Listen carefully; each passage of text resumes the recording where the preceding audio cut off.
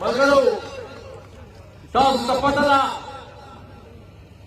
چې د پښتون ژغورنې غورځنګ قائد منظور پښتون ګرفتار کړی شوی و او هغې نه پس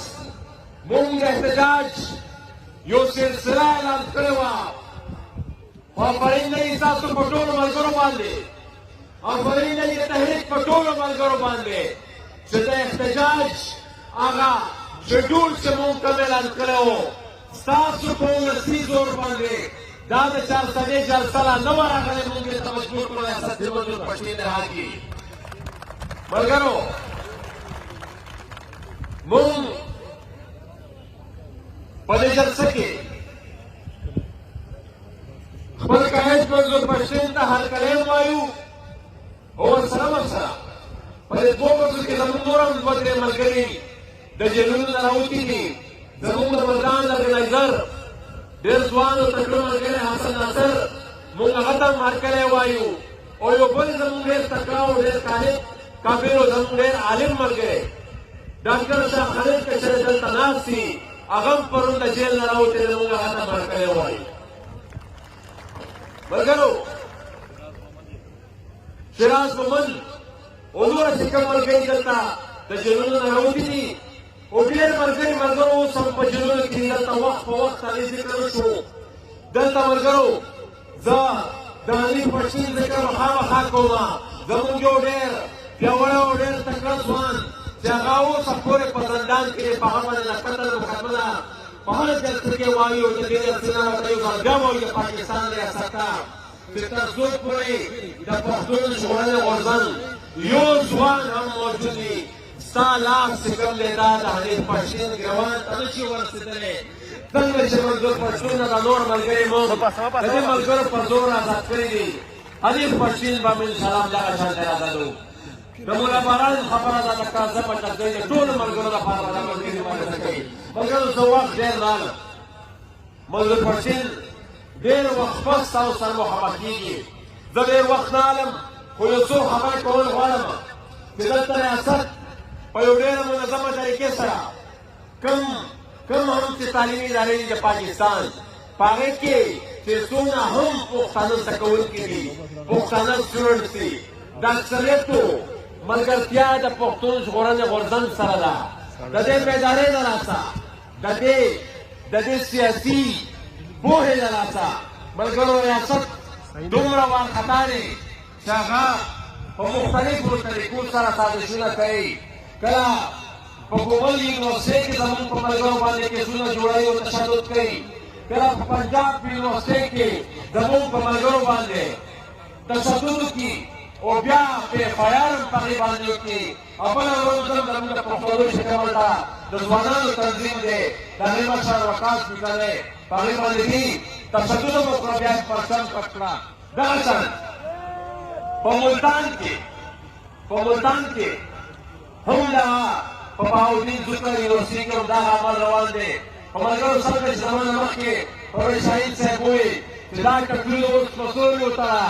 دا منصوبې دې اوس په دې خاوره نه کامیابېږي دومره بیداري دې غورځنګ راوستې ده چې دا غورځنګ به دا کام خپل مرام ته رسوي ملګرو زه په یو ټکي خبرې خامخا کول غواړم منظور هم په هغې باندې رڼا شي چې دلته نن سبا تاسو خبرې چې پرون یو معاهده شوې ده پرون د طالبانو او د امریکې په منځ کې یو معاهده شوې ده ملګرو دا زموږ د افغانانو دپاره او زموږ ستاسو د خاورې دپاره د دې شی ډېر زیات اهمیت دی ځکه چې زموږ تاسو ژوند ځواک زموږ د تاسو خاورو زموږ تاسو د خاورې امنیت زموږ تاسو د راتلونکي نسل روښانه مستقبل دا ټول هم د دې خاورې سره تړلي دي ملګرو دا معاهده چې کومه کېږي زموږ په نظر کې د دې ډېر اهمیت دی خو هغه اصلي عمل به د دې نه پس شروع کېږي دا اوس چې کوم عمل دی دا خو د امریکا د خپل تګ دپاره ټول باندې دا کار کړی دی چې یو ځای ته لاړ شي شر و فساد جوړ کړي خپله وسله پکې خرڅه کړي بیا ته د ډېر په مهارت وځي نن یې بیا دغه کار شروع کړی دی چې په دې خاوره باندې جنګ شروع کړو په دې خاوره یې مرګ جوړه شروع کړه اوس لګیا دي وځي ملګرو موږ ورته دا خبر کوو ټول افغانانو ورونو ته دا خبر کوو چې اصلي پړاو به اصلي لړۍ به د دې پس شروع کېږي چې کله افغانان د په خپلو کې یو بل سره کښېني په خپلو کې یو بل سره جګړه کېږي په خپلو کې به یو بل سره ملګري کېږي اصلي اهمیت په د دې الله زموږ مخې ته راځي زه یو سوال کول غواړم خپل ټول افغانانو ورونو ته چې څومره هم ډلې دي که د افغانستان متحد حکومت کې که نور څومره هم ډلې په دې راتلونکي مذاکراتو کې به رئیس اخلي یو سوال ورته کوم چې خدای ته وګورئ رسول ته وګورئ د خپلې خاورې خیال وکړئ د خپلې خاورې خیال وساتئ هر قسمه فیصله چې کوئ په آزاد سوچ و فکر او په آزاد ذهن سره یو کوئ په کم قوت پسې چې د کومې ایجنسۍ هم نه کوي د خدای ته وګوره نه کوي د ځان نه کټ کوي په آزاد سوچ او په آزاد فکر باندې تېره یو بل سره مونږ به دا غواړو چې هر قوت په راتلونکي وخت کې هلته دیني هر هغه قوت باید چې د تشدد نه ډډه وکړي مونږ به هېڅکله د هغې قوت ملګرتیا نه کوو چې دا په لاس کې ټوپکي باید ټول افغانان راتلونکي 500 کاله پورې دغه اوس وکړي چې مونږ به په خپلو کې کېدو جرګه به هم کوو مرکه به هم کوو خو ټوپک به نه پس ټوپک په لاس کې نه اخلو که څوک یې په زور عمل کوي مونږ د نه پس ټوپک په خپل لاس کې نه اخلو ملګرو زه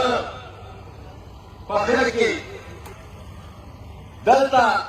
د دې چارسدې په وسایلو باندې ډېر زیاتې خبرې وشوې او زه د افغانستان چې د کومې خبرې روانې دي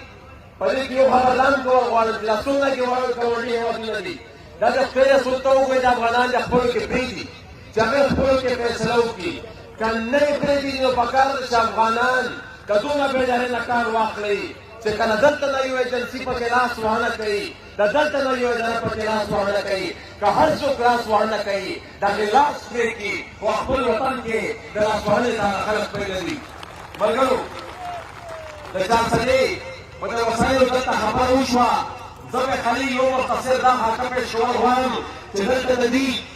فصل دی دلته د دې د تمباکو د فصل خبره وشوه چې د هغې ټیکس سرته روان دی دلته د دې ګوړې فصل خبره وشوه چې دا ګوړه ولې افغانستان ته نه پرېږدي دا ولې د دې ګوړه ایکسپورټ بند دی او چې کله هم د دې ګوړې نه ته چیني جوړه کړه خپله ګټلي پکې بیا هر قسمه کاروبار پرې روان دي ملګرو په دې ټولو خبرې به بحث هم کوو په دې به مبارزه هم کوو د دې غوښتنه به هم کوو خو بنیادي مسله چې زموږ کومه ده هغه د دې خاورې امن دی او د دې خاورې واک او اختیار په خپل لاس کې اخیستل دي د دې واک او اختیار چې زما په لاس کې راشي بیا به ورسره د تمباکو د فصل خبره وکړو بیا به ورسره د ګوړې خبره وکړو بیا به ورسره د موډا د ډیم خبره وکړو چې څنګه ده زما په خاوره دومره غټې غټې منصوبې دي ورته د فوجانو چې کومه ټیکهداري جوړ کړې ده په هر شي یې لاس اچولی دی ملګرو د هر څه حساب به کوو زه اجازت اخلم په دې یو څو شعرونو باندې چې او خصوصا دا شعرونه زه ډالۍ کوم د هلته چې کوم په افغانستان کې کومه لوبه روانه ده صاحب جان صابر صاحب وایي چې څوک یې شنګول راغورځي څوک بیا شر جوړوي هر پښتانه هر زورور د پښتنو لپاره شر جوړوي